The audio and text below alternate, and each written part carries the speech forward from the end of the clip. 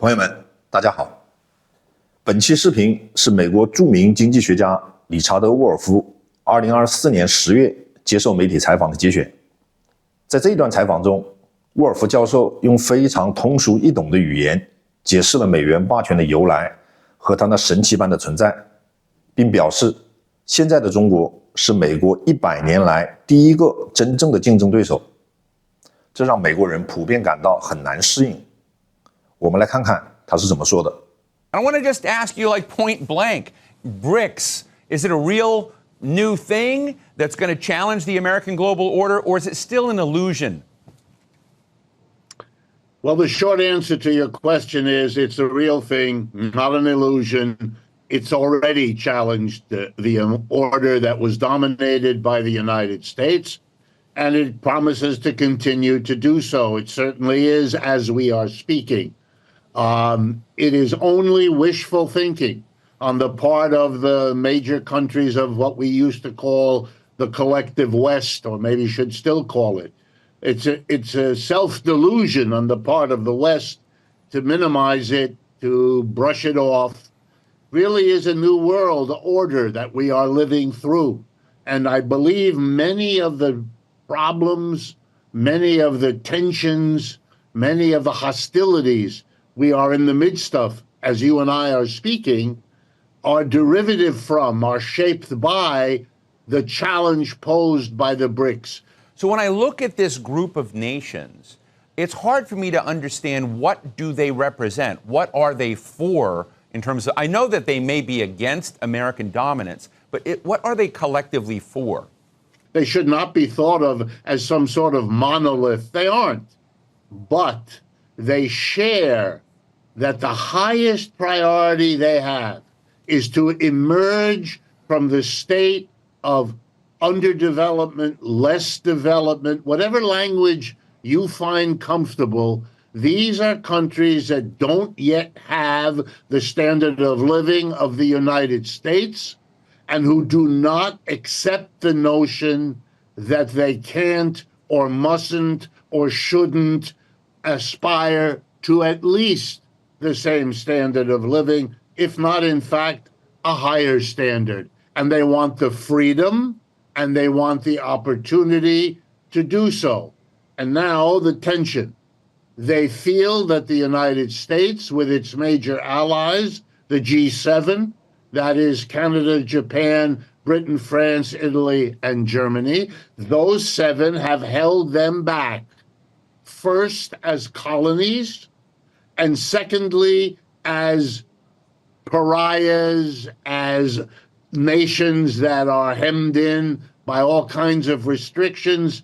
That is what's unacceptable. That is what they agree on, and that's where the rub with the G7 emerges. Now, I want to ask you a complex question about the dollar. Why can't there be a challenge on that status tomorrow? Why can't rubles or the yuan or the currencies in Brazil, et cetera, be bundled together, which I understand is part of the objective of the BRICS? But why is there such primacy of the dollar? Well, it's been the case, as you correctly point. It's been the case basically since the end of World War II. And if I may, let me suggest the importance of historically understanding what we're doing here, what situation that we are in.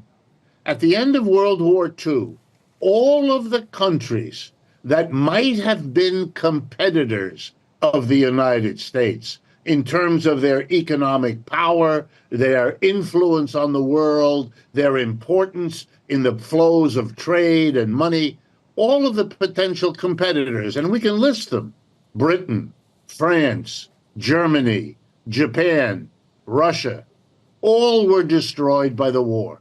By contrast, the United States emerges after having a war, but the war helped the American economy. People have to remember we were in a deep depression, the greatest depression capitalism has ever suffered. From 1929 to 1940-41, when World War II gets underway, this economy, the U.S., was depressed. In 1933, we had a 25% unemployment rate. 1 out of 4 workers had no work. And this affected every family in the country. So we came out of the Great Depression by means of World War II. We took half of the millions who were unemployed and put them in a uniform, and the other half of the unemployed went to work making the uniforms and the guns and the ships and the planes and all the rest. And so we came out of the war. Yes, we suffered loss of troops who fought. That was certainly significant, but not comparable to what happened in those other countries. But we had an intact economic system.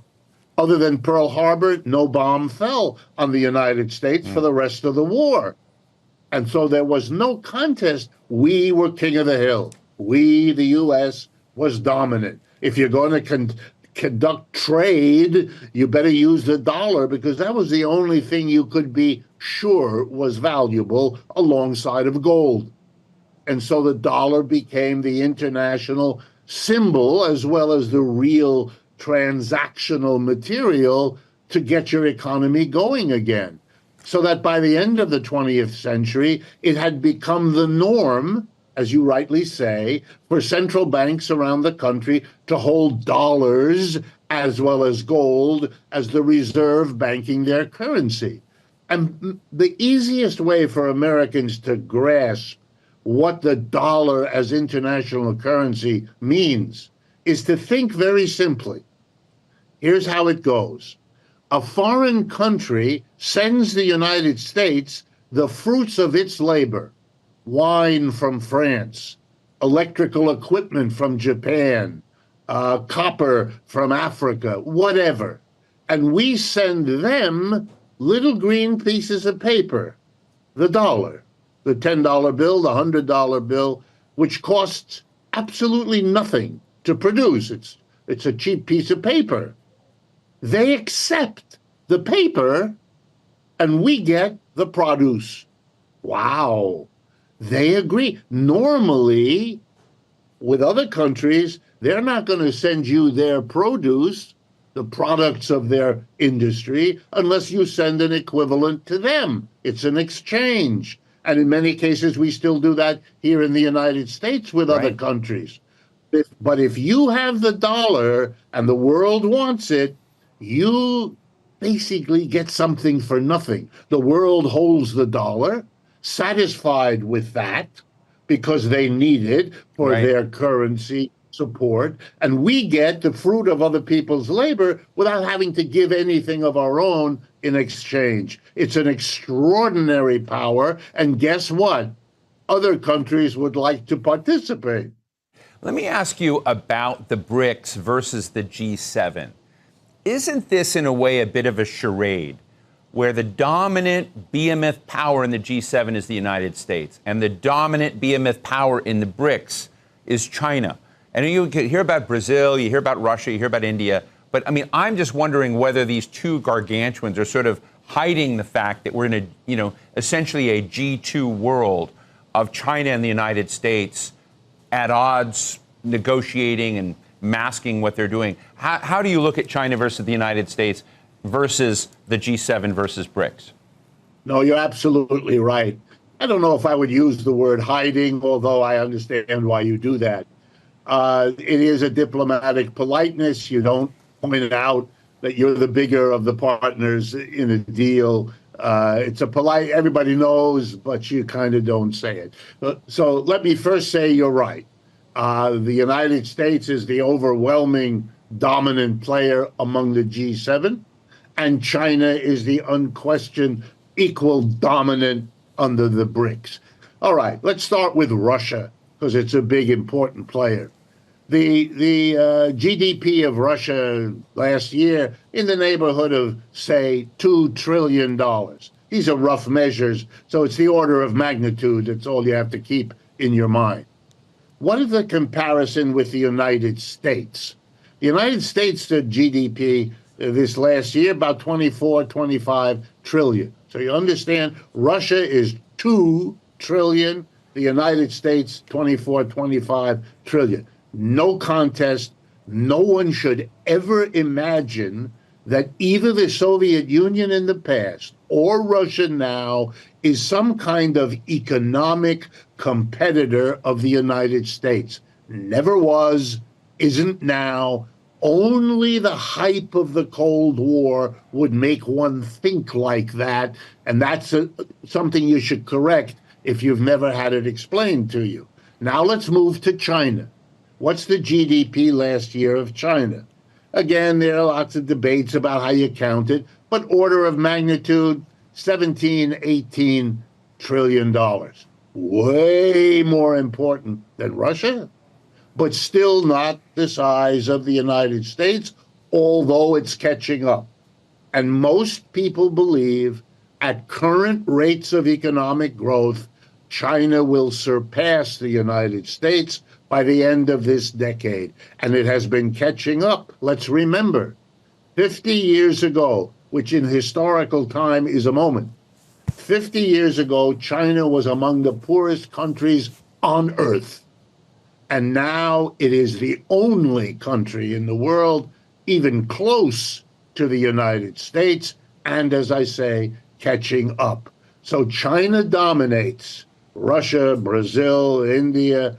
India, by the way, is doing remarkably well. The problem is they have a poverty-stricken mass that is holding them back, and until they can do something about that, which they still have a long way to go, they will not be equivalent to China either. Right. So China is, you correctly see, the new thing for the United States. And what do I mean?